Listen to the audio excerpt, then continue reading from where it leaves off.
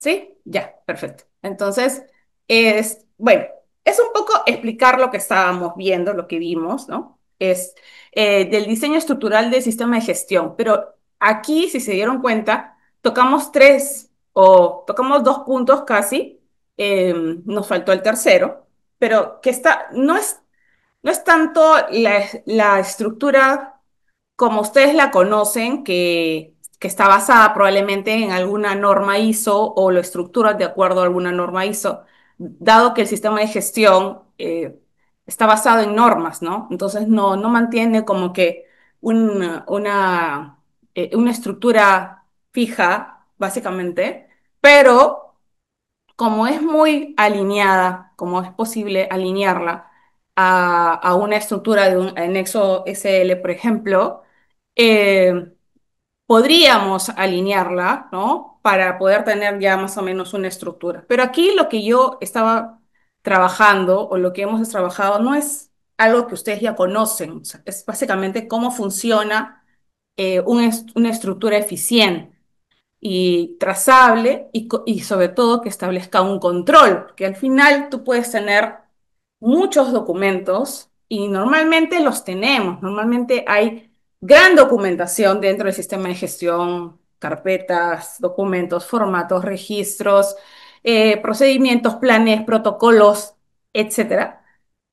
Pero si estos no conversan con el sistema de gestión, si no conversan con la operación, este sistema de gestión si no conversa con la operación, definitivamente pues ahí es cuando falla el sistema y el sistema se cae.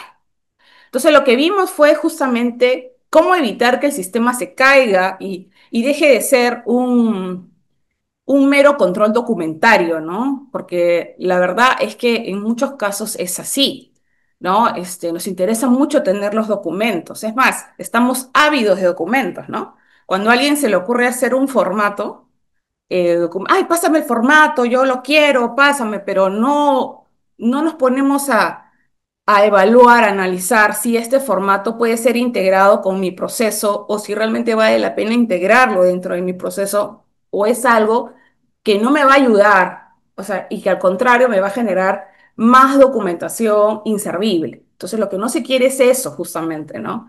Entonces, hagamos las cosas, pero con criterio, ¿no? Entonces, hablamos del sistema de gestión cuando está desconectado del proceso. No solamente que es una pérdida de recursos, porque lo es, ¿no? Es más que todo porque es peligroso tener un sistema que se está desconectado del proceso. Entonces, es un riesgo muy grande para la organización tener un sistema de gestión que realmente no va a conversar con nada. Entonces, lo que se quiere justamente es evitar eso. Entonces, hablamos de la integración del sistema dentro de los procesos, dentro de la operación, que no forzosamente es lo mismo que implementar, sino integrarlo. Integrarlo significa de que tu sistema es mandatorio para hacer tal labor, para hacer la operación, para ejecutar. Y muchas veces no es así. Entonces simplemente tenemos el sistema, pero no conversa con la operación. O si conversa es para llenar algún formato, pero no para decidir nada. Entonces la idea es que comencemos a trabajar sobre sistemas que estén integrados con nuestros procesos. Entonces, lo que vimos es el sistema, cómo debe iniciarse, los errores estructurales que existen. Luego vimos qué cosa es trazabilidad funcional, ¿no? La capacidad del sistema de demostrar que una decisión fue tomada en base a un riesgo existente, ¿no? En el momento oportuno y bajo un control definido. Entonces hablábamos sobre unos requisitos mínimos que debe haber en relación a la trazabilidad. eh, y también hubo una consulta que justamente la estuve trabajando ayer sobre algún ejemplo más claro de lo que es trazabilidad, ¿no? Y yo hice un ejemplo acá sobre esto, ¿no? Tenemos el caso, por ejemplo, de una maniobra que se realiza con un montacarga. Recuerden que esto es un ejemplo, así que pueden haber más menos. Me pueden decir, ay, pero falta esto, ay, pero falta... Sí, es un más menos, ¿no? ¿Correcto? O sea, básicamente es un poco para que se ilustre cómo podemos nosotros entender cuando un sistema es trazable y cuando no. ¿correcto? Entonces, por ejemplo, yo tengo esta maniobra de descarga de un tambor de nitrato de sodio. Hay una maniobra que se realiza con un montacargas, ¿correcto? Entonces, lo primero que se arma es una orden de trabajo que es liderada por logística, donde piden descargar esos tambores mediante, pues obviamente, nuestros montacargas. Entonces, la actividad es la descarga de estos tambores, 55 galones más o menos 200 litros, ¿no? Desde una zona ubicada como la zona de sustancias peligrosas o de materiales peligrosos. ¿Correcto? Entonces se hace referencia a que este material peligroso tiene una hoja de seguridad y que esa hoja de seguridad obviamente tiene que mandar durante todo el transcurso de esta operación. Entonces, esa orden activa el flujo de seguridad. No es simplemente, ok, vayamos a hacer la actividad y eso es todo, sino debe activar el flujo de seguridad, o sea, debe activar el sistema. ¿Y cómo lo hace? Básicamente valida, lo primero que tiene que validar es que si esta actividad ha sido considerada dentro del IPRC. ¿Y por qué les digo eso? Porque en muchos casos hay actividades que se ejecutan sin contar con documentación eh, de detalle, o sea, sin contar con esta documentación que es imprescindible, ¿no? La palabra es que no puedes ejecutar una actividad que no tenga IPRC. O sea, de hecho que tienes que evaluar, planificar, tienes que ver, porque si tú no controlas esa actividad que puede salir de repente de la noche a la mañana o de repente tienes un pedido de algún cliente, por ejemplo, ¿no? Estás haciendo soldadura en un tanque y el cliente ha tenido pues una baja de un proveedor, por ejemplo, o de un contratista que no va a poder ingresar al área, pero tú requieres que ese tanque esté pintado. Entonces le puedes decir a las personas que están haciendo esa soldadura que al término, por favor, necesitas también el pintado, ¿correcto? Pero esos hiper del pintado tienen que existir antes de realizar la actividad. Entonces, justamente por eso es que muchas veces decimos, ah, ya sí, yo lo hago, yo lo puedo hacer. Oh, ¿qué tan difícil puede hacer un pintado de un tanque interno, por ejemplo, o de tuberías, ¿no? Internas. Pero sí hay complejidad en estas acciones, más si se trata de un tanque interno, o sea, del interior de un tanque. Entonces, hay muchas cosas que no se pueden asumir si antes no tienes tú los controles implementados. Por eso es que el sistema debe conversar. ¿Existe un hiper de esta actividad? Porque de repente existe el hiper de la carga de montacarga, pero de otro tipo de materiales y no así de estos tambores. Entonces, hay que analizar ahí, ¿no? Si esto realmente está adentro. Entonces, validamos el hiper del puesto, validamos el hiper del operador de montacargas y establecemos que los peligros dentro de esta actividad, que puede ser la maquinaria propiamente, el contacto químico que se puede tener, el desnivel del piso, eh, peligros locativos que pueden existir al momento de la carga y otro tipo de peligros, yo he colocado solo algunos, y también establecemos cuáles son los controles que se han definido para esta actividad. ¿No? No solamente es hacer la actividad, sino es también analizar qué controles hemos definido. Ah, hemos definido que debe tener certificación como operador de montacargas, hemos definido que debe tener un entrenamiento en materiales peligrosos, hemos definido que debe haber también un señalero, hemos definido que debe haber un ATS previo, un checklist diario del montacargas, el EPP específico para esta actividad. Entonces, esos son los controles que existen y que yo tengo que validarlos, ¿correcto? Entonces, una vez que yo ya he hecho esa trazabilidad que existe, que eso a lo que voy es que después de la orden estoy revisando el hiper, luego reviso los controles, reviso que los peligros que estén ahí sean los peligros inherentes de lo que va a pasar o de la actividad que voy a desarrollar. Dentro del sistema de gestión yo tengo que verificar que haya una certificación vigente del operador, porque puede tener certificación, pero no estoy segura si está vigente. Una vez fui a hacer una auditoría y había un operador que tenía un certificado de una institución que ya no existía hace mucho tiempo. Y este certificado era de 1995, creo que era. Entonces, era realmente mucho tiempo desde que las personas se habían entrenado. Entonces, la idoneidad de los documentos es muy importante verificarla antes de hacer la operación. Luego, también tengo que verificar que tenga otras necesidades, o digamos que otras capacitaciones que sean necesarias para poder ejecutar.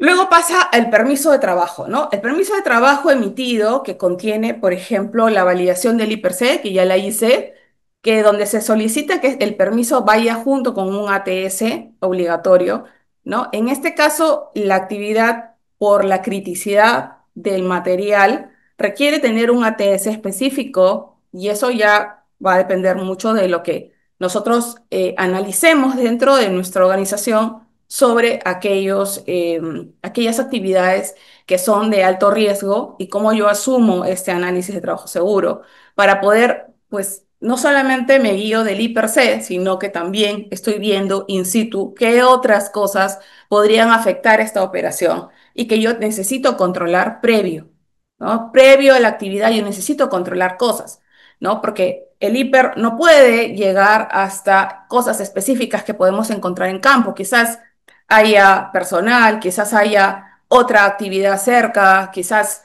haya algunos equipos que no estaban considerados o la forma como está almacenado el producto. O sea, podrían darse muchas situaciones que necesitan un análisis previo antes de ejecutar. Y esto me lleva a tener también condiciones mínimas que dentro del permiso pueden existir, como por ejemplo, el permiso indica que debe estar la zona completamente aislada, libre de peatones, que debe haber un quid de derrame que esté cerca, visible, que el checklist no debe pasar, o sea, el checklist es exigido, pero este no debe pasar 24 horas. Está siendo mucho más específico, está siendo mucho más riguroso. ¿No? Porque obviamente de un día a otro el montacargas también podría presentar deficiencias. Y luego aparece el nombre del operador, porque tenemos que señalar responsables también, y los equipos de protección que se van a utilizar. ¿No? Y luego aparece el checklist del montacargas, que también es otro documento que se requiere. Una vez que tenemos el permiso, hay que revisar si ese checklist ha considerado una inspección operativa completa, como que el sistema hidráulico, las ruedas, los frenos, las luces, la alarma, el extintor, ¿no? Todo debe ser verificado, tanto por el supervisor como por el operador. Que esto debe ser trazable con el permiso que se haya ejecutado, ¿no? El permiso que se haya dado, ¿no? Ok, y luego pasamos ya al ATS. El ATS que se realiza tiene que haber detectado, por ejemplo, que haya algún tambor con abolladura. Entonces, en ese sentido, yo no puedo cargar ese tipo de materiales y tengo que parar y tengo que dar aviso indicando de que existe un tambor que no presenta las condiciones para la carga. Entonces se decide retirar el tambor dañado y cambio de tambor. Control, el uso de la señalización, el aislamiento reforzado, la evidencia, se toma fotos, se toma firmas, se toma las evidencias que se requiera para poder ejecutar luego la tarea. Luego pasa al nivel de la supervisión propiamente, ¿no? La supervisión tiene que estar activa durante la maniobra. Estamos hablando de que vamos a cargar un material que es muy tóxico. Entonces, la idea es que la supervisión esté completamente perenne ahí. Control de velocidad, inspección visual, observaciones, el registro, y todo esto registrado, ¿no? Y luego pasa ya al cierre técnico. El cierre técnico donde se realiza un informe donde se realiza también la observación de este tambor defectuoso, también se establece también la comunicación con el proveedor sobre este tipo de materiales, el permiso se firma dentro con las tres áreas, ¿no? Y se cierra el permiso de esa forma, y todos los documentos están vinculados a la orden de trabajo original.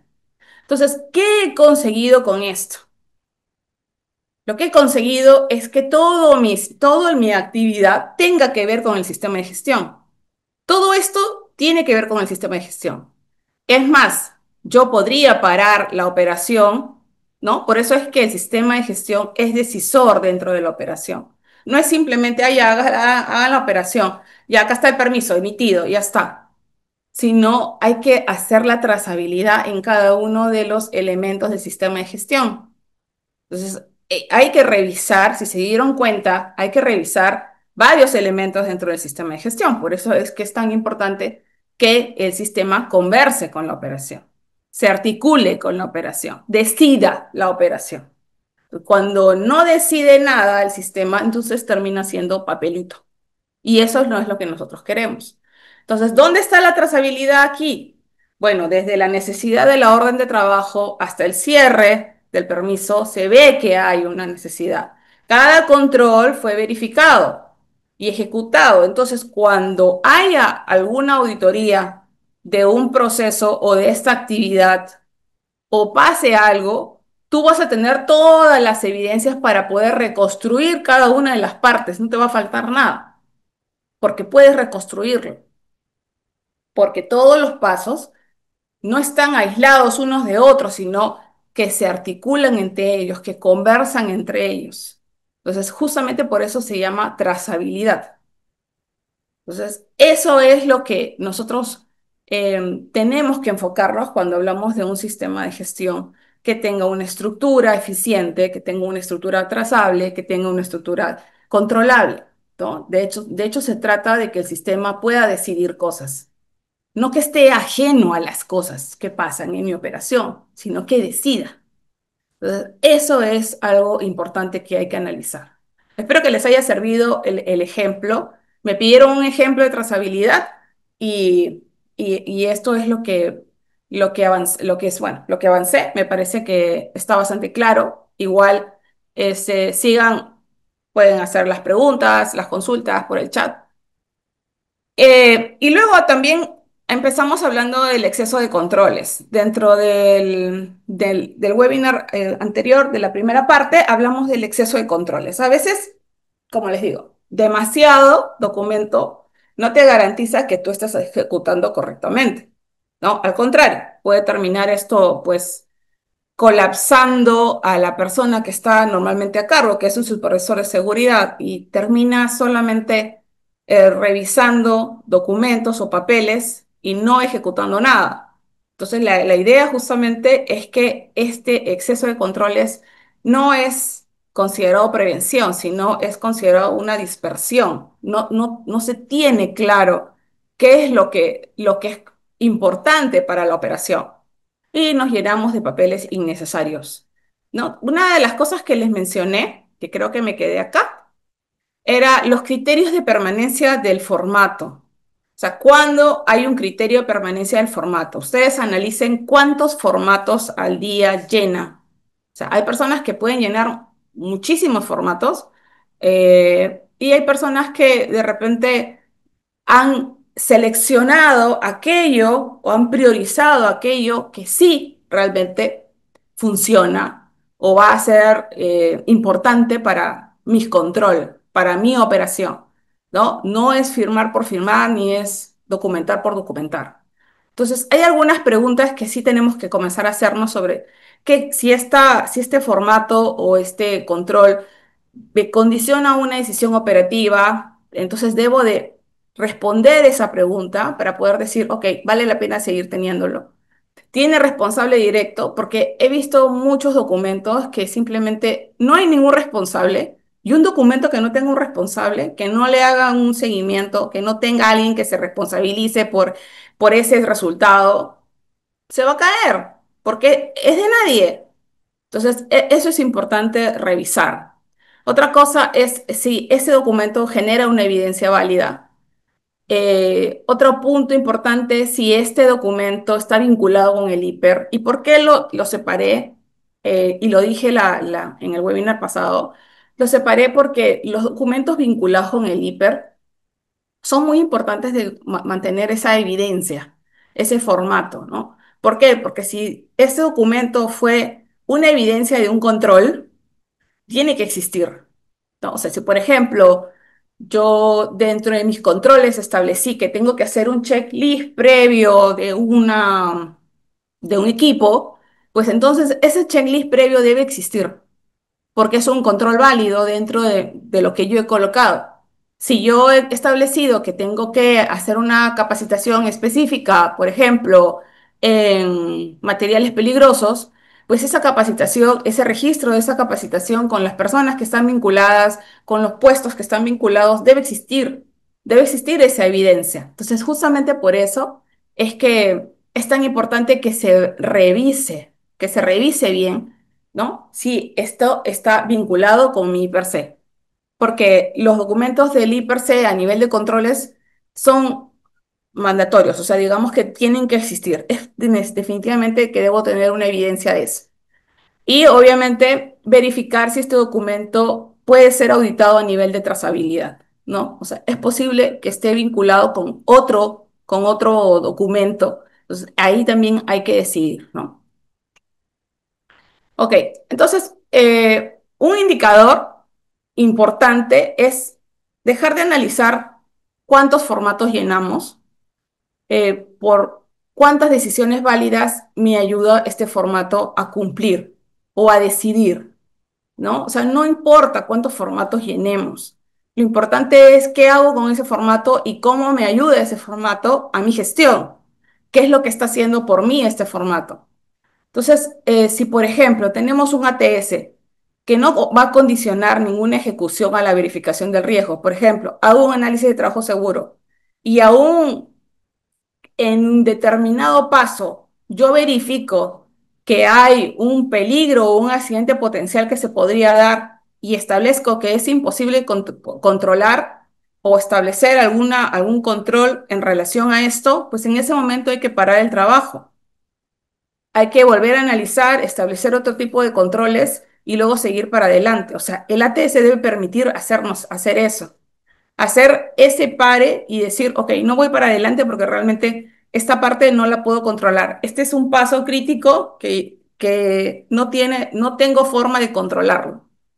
Entonces, por ejemplo, si voy a atender alguna línea o voy a hacer eh, alguna operación con alguna línea o con alguna válvula y no tengo la forma de verificar que la línea haya sido bloqueada, entonces en ese momento yo no puedo seguir avanzando. No puedo seguir avanzando porque no tengo la certeza de que esa línea está purgada o, o ha sido pues cerrada, bloqueada, colocar plato ciego o lo que sea, para que yo pueda operar. Entonces, si no tengo forma de comprobarlo, pues entonces no puedo seguir adelante. Tengo que parar, tengo que establecer nuevamente y decir, ok, ¿cómo puedo asegurarme que eso está así, que eso está bloqueado?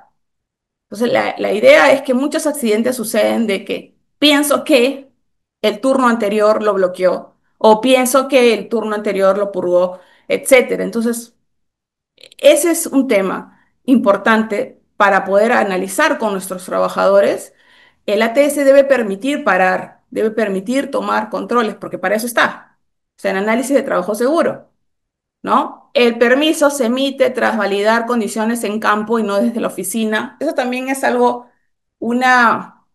puede ser una situación muy común, pero también muy lamentable, que muchos de los permisos son validados dentro de la oficina o sin ir a campo, ¿no? O simplemente es el permiso que es de la semana pasada o un día anterior, pues considerado, pues, como que es lo mismo. Y decir, ok, si es lo mismo, no ha pasado nada, eso no pueden asegurar nada. O sea, los permisos tienen que ser validados día a día, deben ser validados en condiciones, tienen que ser validados en personal, tienen que ser validados en muchas cosas. Entonces, definitivamente el permiso se debe emitir tras validar condiciones en campo, ¿no? Entonces, eso es una mala costumbre. Y a veces dicen, ah, no, pero es algo sencillo, pero es algo fácil, pero no creo que pase nada, no creo que pase nada y luego cuando pasa, y luego los estamos quejando. Y ese es un poco lo crítico, ¿no? El supervisor puede sustentar, por ejemplo, mediante estos documentos, que se detenga alguna tarea. Eso también es importante, es un indicador, ¿no? O sea, es importante que este supervisor puede detener la tarea basado en esos documentos. Entonces, si ninguno de estos documentos o si los documentos que tenemos no va a generar algún indicador válido, entonces evaluemos tenerlo o no. Revisemos también, no nos llenemos de formatos por llenarnos, ¿no?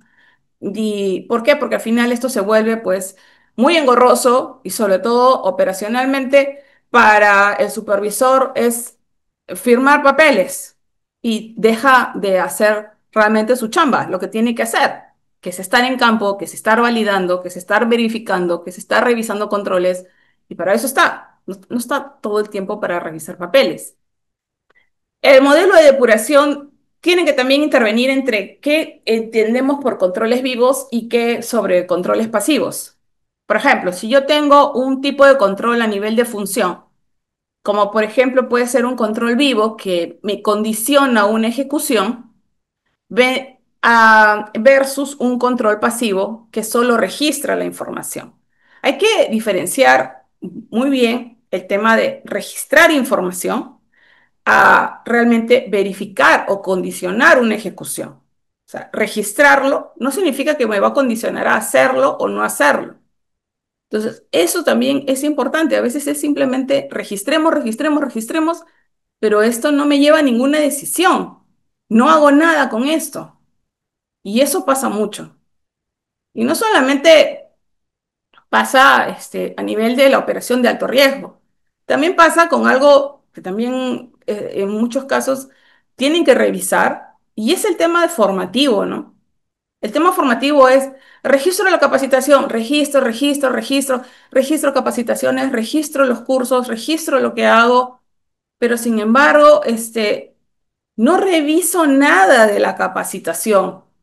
No reviso si fue ejecutada correctamente, no reviso si la gente aprendió, no reviso si el capacitador era competente, no reviso si los exámenes, cuántos jalados hubieron, no reviso si esta capacitación tuvo un impacto verdadero en la operación, si han bajado los incidentes a través de eso. Entonces es como que registro, registro, registro, pero no sé nada de lo que he ejecutado. Entonces, en ese sentido, no hay ningún condicional en este registro, en este formato que estoy usando. Entonces, la idea no es registrar, registrar, registrar, sino hacer algo con ese documento, que ese documento te lea algo, te diga algo. Entonces, la importancia de poder ir más allá del documento y que éste me lleve a tomar una decisión. Oh, la capacitación fue malaza, fue malísima, no me sirvió, fue corta, fue larga. O sea, esas cosas que nos tienen que ayudar a decidir y a mejorar. Eh, Hay muchas capacitaciones que se están realizando y bueno, lamentablemente creo que entendimos mal todo lo que refiere a formación de personal, ¿no? Eh, Porque cada vez las solicitudes están peor, ¿no? O sea, no hay como que estoy siendo más consciente de la importancia de entrenar a mi gente, de la importancia de tener un personal capacitado o calificado, ¿no? A veces las cosas que piden eh, te da que pensar, ¿no? Tú dices, que ¿cómo quieres hacer esto cómo quieres lograr algo en una hora? ¿Cómo quieres lograr algo no sé, en tan poco tiempo, ¿no? O sea, ¿cómo quieres lograr algo? O sea, ¿qué quieres? O sea, una diferencia muy grande. ¿Quieres cumplir? Bueno, el papel aguanta todo, ¿no? ¿Quieres realmente generar algún cambio? ¿Quieres generar, pues, que sacarle jugo a lo que estás invirtiendo, a esta inversión que estás haciendo de formar a la gente, de formar a tu gente, porque ni siquiera es, o sea, a tu personal, ¿no? Entonces se escatima en cosas de una forma bastante absurda, ¿no? Y hay que analizar eso, de dónde viene, ¿no? Validación. Hay también considerar, por ejemplo, si tengo un control de tipo validación, ¿no? Como puede ser algún documento, algún registro, permiso. Se revisa en tiempo real. Eso es el control vivo, que yo lo revise en tiempo real, ¿no? Y lo otro es que tenga un control tipo pasivo que se archiva sin verificación. Y ya saben, porque han visto muchos accidentes, por permiso de trabajo que simplemente se archivan y no se verifican, ¿no? Entonces, la razón del tipo de control tiene que relacionarse a un control vivo, a un control que existe, porque así debe operar el sistema de gestión. No debe ser un control pasivo, no es guardar las cosas por guardar o registrar por registrar. Entonces, si yo tengo un documento que es o un control que tengo que relacionado a la validación, como puede ser un permiso, pues tengo que revisarlo en tiempo real, no simplemente tenerlo para archivarlo. Si tengo un control que es a nivel de ejecución, por ejemplo, supervisión, ¿no? O ejecutar alguna actividad, está alineado al momento crítico, eso también es importante. O de repente este checklist, esto que estoy haciendo por esta máquina, se llena después o se llena antes, sin impacto, ¿no? Eso pasa mucho, por ejemplo, con los ATS, ¿no? El ATS debe estar alineado al momento crítico, o sea, al momento de previo a la actividad. Pero en muchos casos ya vienen con ATS prellenados, que simplemente se archivan y punto. Y no importa, si a veces se hacen inclusive después de la actividad, está peor todavía, ¿no? Entonces, hay muchas cosas que tienen que ver con el tipo de control y la forma de cómo yo lo establezco dentro de mi operación, que debe manejarse como un control vivo, porque mi operación está viva. Entonces, yo no necesito un control pasivo en ese caso. Si tengo un control de tipo supervisión, entonces debo de tener una firma in situ con un hallazgo determinado, no una firma por rutina sin acción posterior. Tengo que hacer un seguimiento a lo que yo he abierto, ¿no? Que puede ser pues una observación, que puede ser alguna no conformidad, etcétera, ¿no? Entonces, de hecho que tengo que revisar bien cuáles son mis controles, qué tipo de controles yo estoy estableciendo dentro de mi sistema de gestión justamente para que pueda valer la pena tenerlo. O sea, hay inversión dentro del sistema de gestión, ¿no? O sea, hay una inversión que nosotros eh, vamos a hacer en recursos, obviamente en toda clase de recursos, ¿no? En tiempo, en dinero, en personal, en logística, en muchas cosas. Y no sacarle realmente provecho a toda esta inversión pues es absurdo realmente, ¿no? O tenerlo solamente para poder cumplir el documento y solamente pasar la auditoría. Eso también lo he visto. Entonces, yo tengo acá un ejemplo de una simplificación efectiva. ¿Cómo podríamos hacerla? Por ejemplo, antes, ¿cómo se hacía el trabajo antes? Antes yo tenía un ATS que ya venía prellenado, un hipergenérico que no tenía relación con el riesgo, un permiso de rutina sin validación efectiva, un checklist de EPP separado del riesgo, un reporte del supervisor sin acción vinculante. Entonces, lo que yo voy a hacer ahora es hacer un rediseño del sistema de gestión. Ahora, ¿qué tengo? Pues tengo un ATS, sí, pero es específico y está vinculado al IPRC. Tengo un checklist de condiciones que está integrado en el mismo formato. Tengo una validación en campo con una firma de un responsable con fecha y hora, seguimiento. Tengo una supervisión documentada. Entonces, yo elimino mucha documentación y lo que hago es fortalezco más bien mis documentos que tengo. O sea, la idea no es hacer documentos nuevos, sino fortalecer aquello que realmente me es útil dentro del sistema de gestión. Entonces, hay muchas cosas que nosotros debemos de cuestionar. No significa que, ok, voy a quitar todos los... No, sino que cuestionen los documentos y qué hacen esos documentos por ustedes, qué hacen esos documentos por la operación. Si son parte del sistema de gestión, deberían de conversar con la operación. Esa es la idea. La idea no es tanto tener documentos para liberarse de las multas. Eso lo hace cualquiera. Y eso no ayuda en nada al crecimiento de la organización, porque ahí hay una inversión que realmente no está siendo útil, no está siendo liderada tampoco, ni está aplicando mejora continua. Entonces, revisemos, analicemos, seamos críticos también en lo que hemos venido haciendo y cómo sí esto podría ayudar. ¿Ok? De repente hasta optimiza tiempos, hasta hace más eficiente la operación. Entonces, la idea es esa, cómo mi sistema me ayuda en el negocio, porque de eso se trata, no cómo me salva de la multa, ¿ok? ¿Qué gana la empresa cuando elimina duplicidades? Tiempo para las tareas más importantes, ¿no?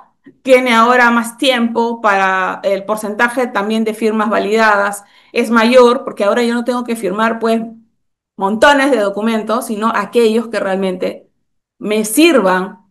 Incidentes por error, menores incidentes por error por formatos, habiendo más análisis en cada uno de los formatos o poder hacer más robusto cada uno de mis formatos que tengo. Y supervisión efectiva, más sistematizada. ¿Se acuerdan que hablamos, creo que fue el mes pasado o el mes antepasado, que dijimos cómo se hace una supervisión efectiva? Tuvimos un webinar de hacer la supervisión efectiva y cuáles eran los puntos más importantes de esa supervisión. Si pueden verlo, entren ahí para que ustedes puedan sacarle el jugo a su supervisión, porque de eso se trata. No se trata de decirle, bueno, tengo tantos frentes y eso es todo y anda supervisa. No, si vamos a tener un recurso de supervisión, es lo que hacemos nosotros, por ejemplo, ¿no? Tenemos varios proyectos donde nosotros hacemos supervisión, pero no hacemos supervisión. Toma, haz la supervisión, váyate a todo. No, hay que ser muy selectivos de saber exactamente puntos críticos, actividades críticas, ¿no? Actividades que requieren donde hay mayor contratas, donde hay mayor cantidad de contratistas, actividades nuevas, personal nuevo que ha ingresado. Entonces, hay puntos importantes donde uno tiene que ser selectivo en la supervisión. Tengo que priorizar también en función del riesgo. Entonces, eso es importante. Revisen el webinar donde hablamos de supervisión efectiva y ahí pueden darse cuenta cómo una supervisión se sistematiza dentro del sistema de gestión. Luego existe la revisión cruzada, ¿no? Ahí hay que contestarnos la pregunta, ¿qué estás controlando o estás solo firmando? Entonces hay un test de funcionalidad para jefes y supervisores que ustedes pueden hacer, que es, por ejemplo, revisen cuántos formatos al día firman, ¿no? O sea, revisen, hagan un conteo de saber cuántos formatos están firmando, cuántos validan, cuántos de estos formatos son validados dentro de la condición de la operación y cuántos se usan para corregir y detener algo. O sea, hagan un barrido de todo aquello que firman, ¿no? Todo aquello que se está controlando, se supone, no solamente firmando. Entonces, hay que revisar. Si nosotros establecemos más firmas que controles, hay que analizar, hay que revisar. Y quizás hay que fortalecer algunos formatos y hay otros que simplemente deben ser retirados. Entonces, justamente ese análisis ustedes lo necesitan para poder aprovechar los tiempos. No es que tengamos un tiempo ilimitado dentro del día para hacer estas actividades. Entonces, si tenemos un tiempo limitado, pues optimicemos ese tiempo.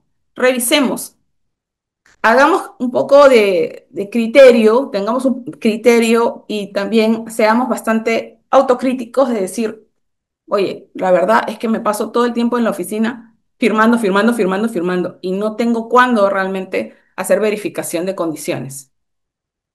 Porque eficiencia no es reducir, eficiencia es quitar lo que no controla. Entonces, un sistema de gestión de alto nivel, cada formato existe por una razón funcional.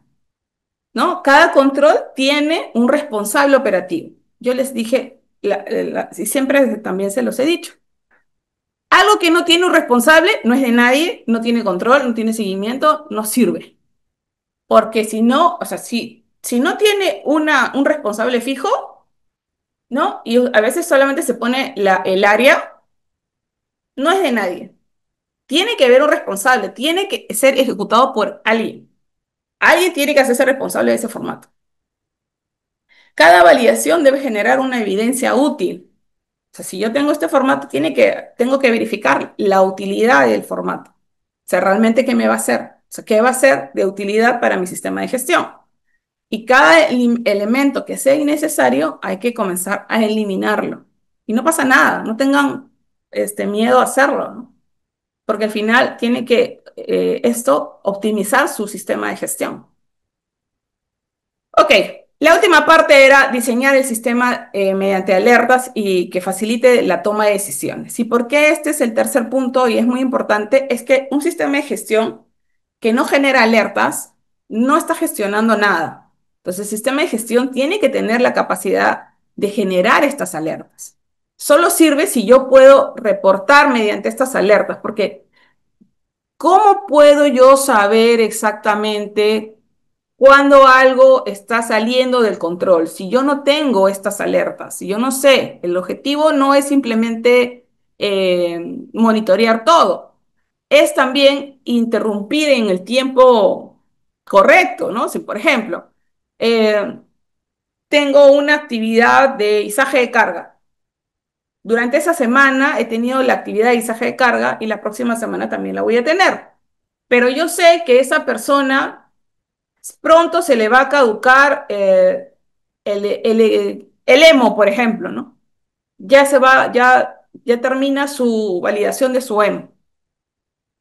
Si a veces con todas las cosas que tengo dentro del sistema de gestión, no tengo un sistema que me ayude a poder darme una alerta de que eso va a pasar o cuándo va a pasar o cuándo restringir, pues ahí tengo algo crítico porque no voy a poder controlar todo. Estamos hablando de una persona, pero a veces tienes como pues, 500 personas ingresando a tu planta. Entonces, la idea es esta. Un sistema funcional debe detectar esos desvíos. Debe emitir una señal, una alerta.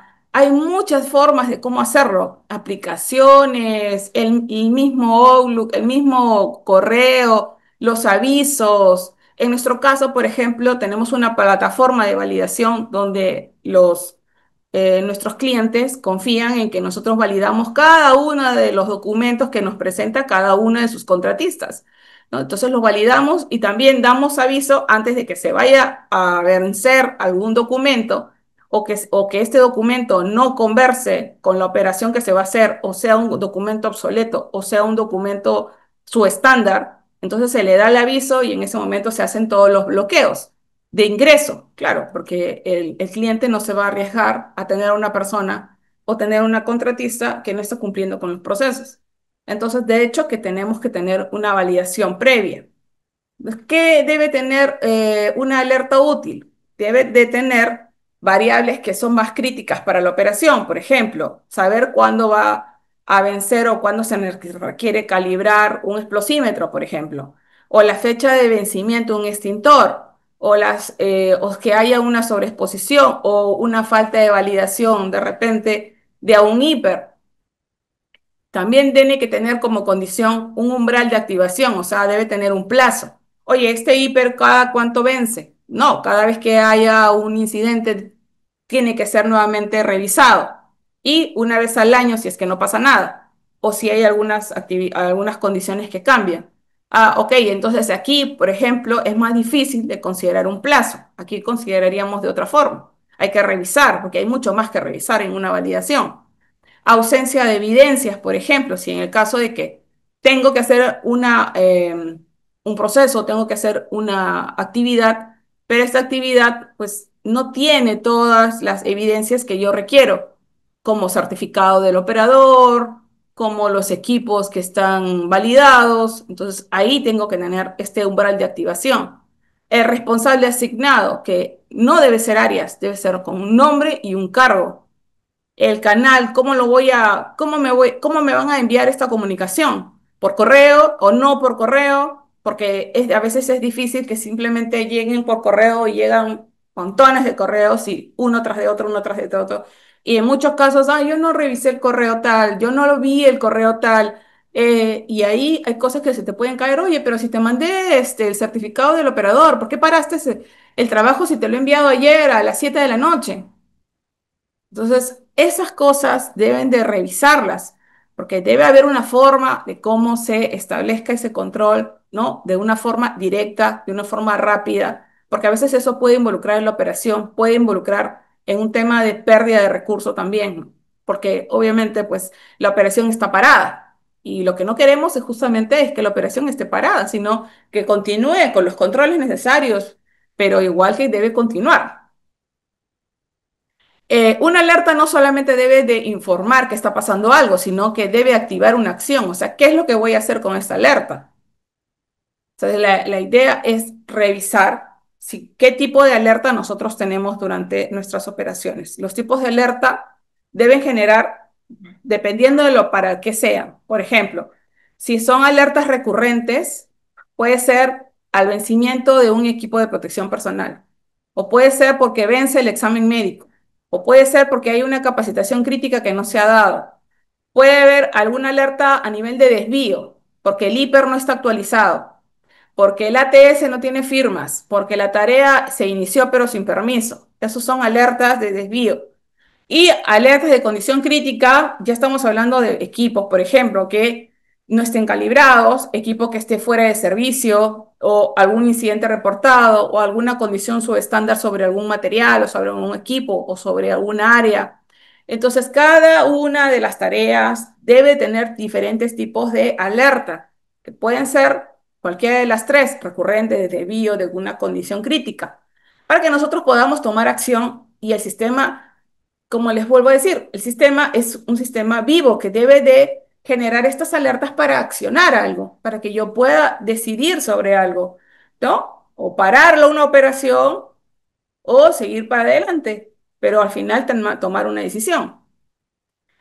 Puedo tener un ejemplo de un sistema de bloqueo, en un sistema que bloquea con autorización si no hay una validación técnica. ¿Qué significa esto? Por ejemplo, tengo una maniobra de izaje que está programada. Está programada con un operador, con el operador A, que yo ya lo tenía programado, pero me doy cuenta o la alerta me bota que su curso está vencido, que el ATS que me ha presentado ha sido prellenado del trabajo del día pasado y que se estableció un permiso sin validación. Entonces ahí tengo que, donde no se validó ni la capacidad de la grúa, ni los accesorios, ni las condiciones del entorno, etcétera, ¿no? Entonces ahí hay una situación que me debe llevar a un resultado. O sea, ya la alerta se emitió. Oye, el curso de maniobras está vencido, el ATS por si acaso no fue ejecutado, el permiso ha sido validado, pero no se ha tenido en cuenta ABC. Ok, el resultado tiene que ser que ahora hay otro permiso, ¿no? Un permiso que no se emite, o hay que reasignar al operador, a otro operador, porque ese ya no puede ser, y hay que documentar ese bloqueo, ¿no? O sea, básicamente que no se va a poder realizar la operación hasta que esas condiciones no cambien. Entonces, esta es una alerta que está direccionada al proceso, porque el proceso tiene que conversar con lo que me acaban de informar. No significa que voy a parar la tarea. Sí, perfecto, la puedo realizar. Haré un permiso nuevo, haremos el ATS de forma correcta, pero consígueme a un operador, a otro operador, porque con este no puedo trabajar. Entonces, la idea es que estas alertas te lleven a acciones inmediatas, acciones concretas inmediatas. Hay que diferenciar lo que es un indicador operativo de lo que es un KPI de cumplimiento, ¿no? Si yo, por ejemplo, tengo un indicador que puede ser los exámenes médicos, entonces yo tengo un indicador que puede ser el porcentaje de demos que yo he realizado durante el mes. Pero ese indicador, ¿en qué me ayuda? Saber cuántos hemos he realizado, ¿qué puede decirme de la operación o de algo que me sea útil? Ese no sería un indicador muy bueno, ¿no? Porque, ok, hice tantos, pero eso no significa nada. O sea, significa que hice los que había que programar, no lo sé, o no. Y ahí tengo que revisar, ¿no? Mejor sería tener un porcentaje de personal en la operación con los CEMOS vigentes. O sea, ¿cuánto personal tengo en la operación que tiene sus CEMOS vigentes? Porque los que no tienen vigentes no van a poder ingresar a la operación. No importa si el indicador de porcentajes de hemos ejecutados, aquí no estamos hablando de cuánto se ejecutó, eso no es importante para la operación. Lo que es importante es, de estos ejecutados, cuántos son de la operación, cuántos yo puedo ingresar para la operación y cuántos no lo tienen. Entonces, eso es algo que es mucho más útil. ¿Ok? Si tengo ATS, por ejemplo, número de ATS archivados o número de ATS elaborados, ¿eso importa realmente? O sea, ¿cuántos hagan? ¿O realmente importa que los hagan bien? El número de ATS que estén firmados por todo el equipo después de un análisis previo al inicio. O sea, ¿qué es lo importante? Lo importante no es cuántos ATS archivemos, lo importante es que el ATS se haga de una forma correcta. Y lo mismo con la formación. Número de cursos dictados. Este indicador lo he visto en todos lados. Número de cursos dictados. Ah, 4, cumplí. ¿No? Eso es algo que... Ok. El número de trabajadores autorizados según el control de formación del IPRC. O sea que de todos mis trabajadores, ¿cuáles ya han cumplido con su malla curricular con su malla de cursos que deben de tener para ser validados dentro de lo que son mis controles de IPRC? ¿Correcto? Eso también me puede ayudar porque de todas maneras, a nivel de control administrativo, formación, hay que entrenar al personal. Es una parte, inclusive, si estás utilizando alguna metodología, puede ser también un índice que tú necesites, el índice de capacitación o el índice de personas capacitadas. Entonces, eso es definitorio para que tú puedas realmente hacer tu valor del riesgo. Si tú no tienes ese dato, no puedes hacer tu valor de riesgo de forma correcta. No puedes decir que vas a considerar uno por personal capacitado cuando no tienes personal capacitado, pues de hecho que tienes que haber la capacitación. Por eso es tan importante considerarla, ¿no? Y no solamente dentro del índice, sino también dentro de los controles que tú hayas validado ahí, ¿no? Ok. Otra de las formas de cómo nosotros presentamos normalmente, porque a los clientes el tema de los informes muy engorrosos, que también de alguna forma es importante tener la documentación, pero todo se puede validar mediante un tablero de mando que nos establezca cuestiones muy importantes, ¿no? Como por ejemplo el estado de los hiper por puesto de trabajo, que donde se hayan identificado de forma correcta el riesgo, los permisos de trabajo activos versus los que están con condiciones validadas en campo, o sea, cuántos permisos de trabajo yo tengo y cuántos han sido validados en campo y cuántos se han otorgado sin verificación, porque eso me ayuda para hacer correcciones. Desviaciones de las supervisiones críticas sin cierre. ¿Cuántas desviaciones tiene mi supervisor que no ha cerrado? Entonces, esos tableros que se utilizan a veces comienzan a tener indicadores o tienen información que no sirven de mucho, que no ayudan mucho. Entonces, la idea es que sean selectivos en el momento de la información que ustedes quieren revisar. O sea, decir, ok, ¿qué me ayudaría a mí para mi operación? ¿Qué es lo que me ayudaría a saber? ¿Qué es lo que me ayuda a conocer? Porque esto es modelado de acuerdo a la necesidad del cliente. Nosotros estamos, cuando hacemos cualquier tipo de actividad, modelamos el dashboard en función de la necesidad del cliente, qué es lo que quisiera. Pero a veces el cliente también, pues, tiene tantas ocupaciones que hay que comenzar también a establecer una ruta de mejora dentro del sistema de gestión para explicar también, ¿no? ¿Por qué esto sería importante?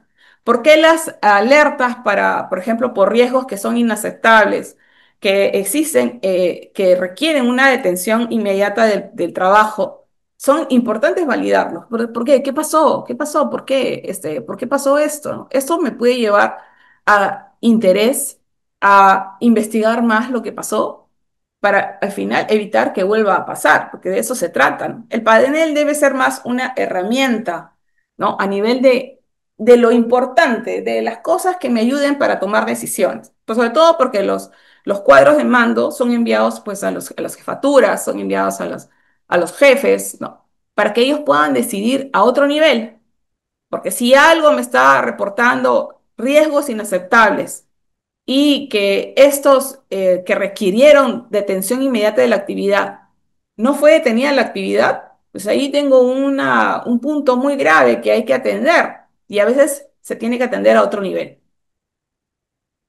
Trazabilidad de la alerta es saber quién recibió la alerta y qué hizo con la alerta, ¿no? O sea, ahí es, por ejemplo, cada alerta debe tener evidencia de la fecha y hora de emisión, quién fue el receptor, qué acción tomó y cuál fue el resultado final. Porque Si voy a dar una alerta simplemente para que la desestimen o para que no la tomen en cuenta o para que no la vean o para que no se haga nada, pues entonces para nada me sirve esa alerta. Esa alerta me debe llevar a algo, a revisar, a analizar, a ir a campo, a de repente llamar al supervisor, hacer una reunión, parar un trabajo, muchísimas cosas. Ok, este es el ejemplo de trazabilidad, ay, me pasé, de un reporte de una fuga menor en una línea secundaria. Entonces yo tengo esta alerta, ¿no? Tengo un reporte de fuga menor en una línea secundaria y yo puedo, reporte emitido desde una aplicación que puedo tener a las 8:15. Y la alerta se generó al supervisor de mantenimiento a las 8:16. Se hizo una verificación in situ, o sea, acción, y corte preventivo a las 8:32. Se registró el sistema el cierre y actualización de esta condición a las 9 de la mañana. Este nivel de respuesta es lo que valida el sistema. Es lo que dice, mi sistema sí está funcionando, ¿no? Porque lo peor sería el reporte emitido y nadie hizo nada. Nadie hizo nada con la fuga, nadie hizo nada. ¿Por qué? Porque es un liqueo, porque es una fuga menor, porque es una fuga que siempre está, porque es algo que siempre pasa. Entonces, hay que tomar acción sobre lo que nosotros estamos reportando, sobre la alerta que está especificando el sistema de gestión. Si no le hacemos caso, pues simplemente vamos a seguir para adelante y no vamos a saberlo. Madurez del sistema no es igual con capacidad de interrumpir al tiempo, ¿no? El sistema de gestión no puede parar una tarea mal planteada, porque significa que no está gobernando el riesgo, lo está tolerando. Si el sistema de gestión no puede hacer eso, no puede parar una tarea, entonces no está realmente analizando el riesgo. Entonces, ahí hay los sistemas, debe haber sistemas que conversen, que hagan validaciones cruzadas. Por ejemplo, si no se inicia un mensaje sin validación cruzada, no se asigna al operador sin evidencia de curso vigente, no se ingresa a la planta sin EMO válido. Entonces, el sistema me tiene que botar estas alertas, porque si la actividad está mal planteada y yo sigo para adelante, pues entonces ahí estoy poniendo personal en riesgo, mi instalación en riesgo, mis actividades en riesgo y todo el sistema en riesgo. El sistema de gestión, como siempre les indico, no son los archivos. Es un sistema que está vivo, que tiene un control activo, que es un sistema que debe de verificar, que debe de evitar que el error ocurra. Para eso está para evitar que el error ocurra. Pero con acciones, con validación, con trazabilidad, con alertas. Entonces, el sistema de gestión tiene que tener tres cosas importantes. Primero, detener la ejecución cuando falta un control. No. Obligar a decidir con base siempre a los datos de exposición y trazar cada acción preventiva como una evidencia funcional. Entonces, si un sistema no está haciendo eso, hay que rediseñarlo. Nosotros hemos rediseñado muchos sistemas de gestión que solo han estado en papelito. Y sí ha costado, ha costado. A veces prefiero hacer sistemas de gestión de cero a considerar sistemas de gestión que nos han dado ya a medio construir, ¿no? Porque simplemente era el papel, la copia, un montón de documentos realmente sin forma de validarlos. Y eso, pues, no solamente hace pérdida de tiempo, sino pérdida económica. Entonces, la idea es que revisen si su sistema de gestión realmente cumple con estos tres aspectos, ¿no? Puede detener la operación, obliga a decidir con base al riesgo de exposición, traza una acción, o sea, es posible trazarlo, tiene esa forma de trazabilidad mediante evidencia. ¿Qué define un sistema? A veces dicen, no, el sistema que yo tengo ya está maduro. Eso también lo he escuchado. ¿No? Un sistema maduro realmente está integrado con el proceso operativo. Conversa con el proceso operativo todo el tiempo, es parte del proceso. No hay una forma de hacerlo que no sea así. Es como que decir, así es la forma como lo voy a hacer. Tiene controles vivos y no tiene controles pasivos. Genera alertas, no reportes solamente, sino alertas, alertas que me ayudan a decidir algo. Interrumpe, puede hacer rediseño, puede hacer ajustes.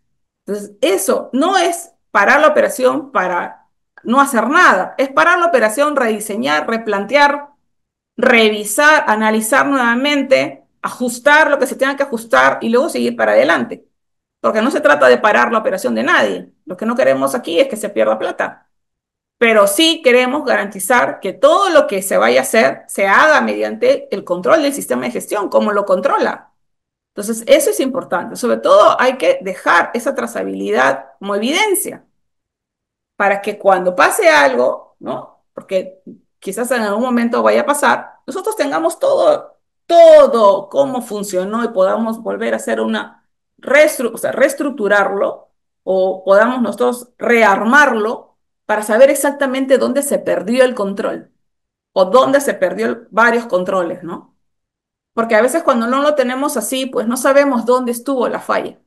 Inclusive esto para la investigación de accidentes es mucho más viable, es mucho más sencilla de hacer, porque no es que ya tengo todo y puedo saber exactamente dónde se rompió, dónde exactamente, dónde está el hueco del queso, o sea, en qué parte, o los huecos, dónde se pasó, ¿no? Porque es un modelo que puede estar basado en muchas fallas, puede haber muchas diferentes causales. Pero el problema es que a veces no tengo las evidencias y eso hace pues que mi investigación sea mucho más tardía y se pierde la efectividad. Mientras más tarde, se pierde la efectividad, ¿no? Bueno, eso era. Espero que les haya gustado la segunda parte. Si hay preguntas, perfecto, para poder contestarlas. Gracias a todos por estar ahí. Somos ahorita 125 personas. Muchísimas gracias. Espero que les haya ayudado. Eh, y bueno, definitivamente que saquen esto lo mejor para su sistema de gestión, ¿no?